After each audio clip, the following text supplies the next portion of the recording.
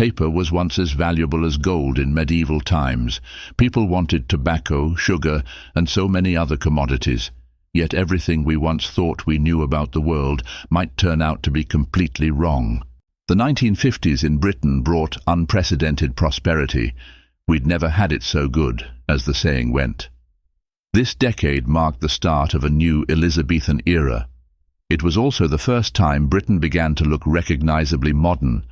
It gave us designs and inventions still at the heart of family life today. I'm Brendan Walker, an experimental engineer, and I want to celebrate the innovators who guided us from the hardships of the 1940s to the prosperity of the 1960s. This is the story of how science transformed an exhausted country into a nation brimming with confidence. We're starting here, in the home. I'm taking a typical 1950s house and fast-forwarding it through that decade, filling it with the latest mod-cons and discovering how they impacted all our lives. This home will reveal how a black-and-white Britain was transformed into a Technicolor wonderland, thanks to the house the 50s built. Welcome to 21 Coronation Close, where we've recreated a typical post-war home. We're giving it a complete 1950s makeover, inspired by science and technology.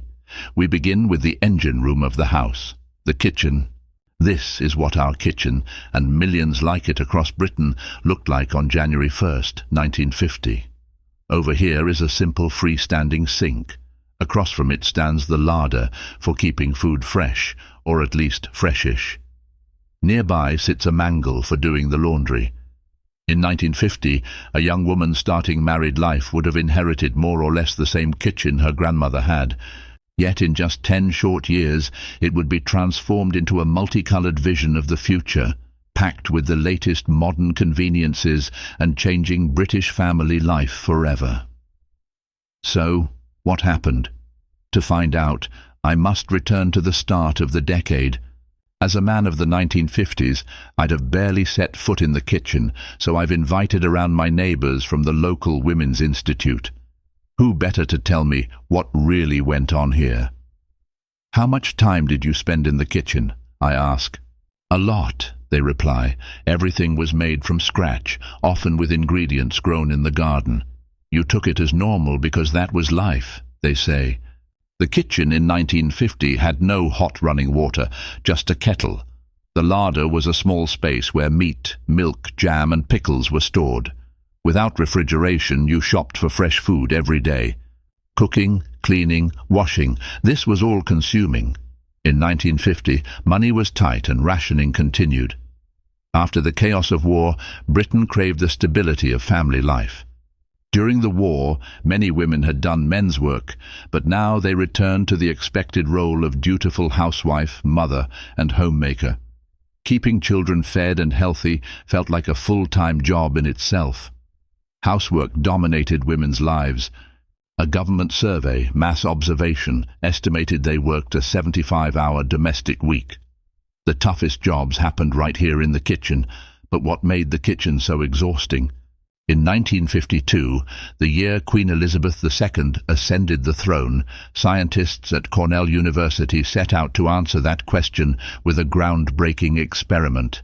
I'm going to recreate it, the fat chicken test.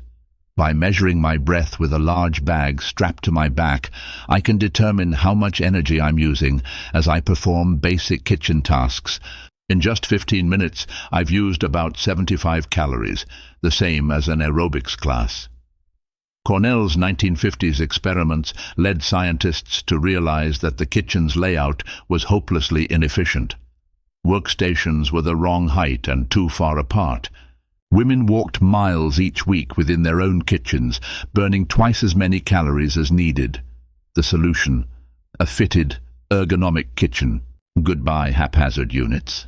Hello streamlined cabinetry. I'll use a new, white, easily cleaned material called high-pressure laminate, Formica for short. Initially developed by Daniel O'Connor and Herbert Faber as an electrical insulator, Formica soon found a domestic calling as a hygienic, wipe-clean kitchen surface. Originally, laminates were made from layers of paper soaked in a liquid plastic, pressed together under immense pressure. Early laminates were opaque, but the introduction of transparent plastics changed everything, allowing bright colors and patterns. Formica's UK plant produced 30,000 sheets a week by the mid-1950s, meeting soaring demand. With fitted cabinets and colorful, easy-to-clean surfaces, the kitchen could be more inviting. Plastics, previously used in wartime engineering, now adorned our kitchen surfaces and dinner services. In this house, I'm using these 1950s breakthroughs as a lens to examine how technology changed the home. After refining the kitchen's layout and surfaces, the next step is introducing gadgets. One British engineer, Kenneth Wood, put multiple kitchen functions into a single machine, the Kenwood Chef. Launched in 1950, it had attachments for mixing, mincing, and more. Although it cost nearly a month's wages, it sold brilliantly. Women embraced anything that saved time and effort. With devices like the Kenwood Chef, mixing a meringue took minutes, not a quarter hour of hard labor. Soon, British shoppers were inundated with gadgets. Morphy and Richards gave us a toaster that browned both sides of bread simultaneously. Russell and Hobbs created the world's first automatic electric kettle. Still, one chore remained an ordeal. Washing up, enter another scientific marvel, the non-stick pan. During World War II, scientists working on the atomic bomb discovered PTFE, a super-slippery plastic that would later become Teflon. In 1954, French engineer Marc Gregoire tried applying Teflon to his fishing tackle, but his wife suggested using it on a frying pan. It worked. By 1956, Tefl produced 100 pans a day, revolutionizing cookery and cleanup. All these gadgets came at a cost. In 1950, weekly wages hovered around £6. By decade's end, that figure had doubled while taxes fell. Britain's improved financial climate made these domestic wonders attainable. But one monstrous weekly chore still loomed large: laundry. Wash day ground everything else to a halt. The kitchen filled with steam and harsh chemicals, and the mangle squeezed water out of clothes. For many, it was back-breaking work.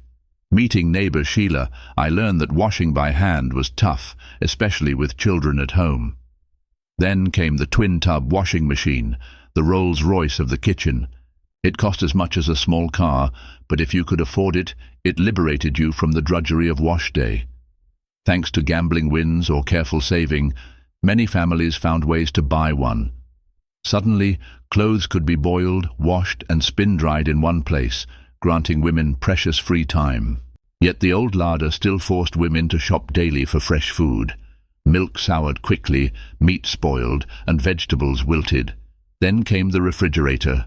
Initially rare, fewer than 1 in 10 homes had one in 1955, the fridge soon became commonplace after a 1958 tax cut. Suddenly, you could buy food less frequently and store it safely at home. Alongside fridges came the rise of frozen food. Clarence Birdseye, an American inventor, realized that freezing food quickly preserved its texture and flavor. By the 1950s, British supermarkets used blast freezers to fill their aisles with affordable, year-round produce. Previously a luxury, chicken became an everyday meal. Birdseye's Great Yarmouth plant introduced iconic items like fish fingers in 1955. When you think about it, frozen fish fingers are the ultimate labor-saving device. In 1950, kitchens were time machines of drudgery. By 1960, they were colorful hubs of convenience. Labor-saving devices, bright laminates, and affordable appliances promised to make life easier. But what do the Women's Institute ladies think? I invite them back to my newly transformed 1950s kitchen. They marvel at the fitted cabinets, the washing machine, and the fridge. Compared to 1950, it all seems miraculous. Could you have imagined a kitchen like this at the start of the decade? I ask. They shake their heads, laughing at the memory of everyday hardships. To celebrate, I serve coronation chicken, created for the Queen's 1953 banquet. With modern appliances, it's easy to prepare and store. Pre-cooked chicken, mayonnaise whipped in a fraction of the time, and a fridge to keep it fresh, the perfect demonstration of how technology set the 1950s kitchen free. Science and innovation didn't just change how we cooked and cleaned. They changed the very rhythm of family life. Women had more time to think, learn, and, some would say, start questioning their traditional roles at home.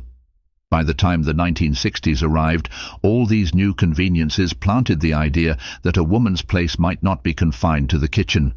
With more time and energy, she could educate herself, find interests beyond housekeeping, and perhaps join the growing feminist movement. The 1950s kitchen revolution gave us more than gadgets. It gave us the seeds of social change, making the 60s a decade of liberation and possibility. Thank goodness for that.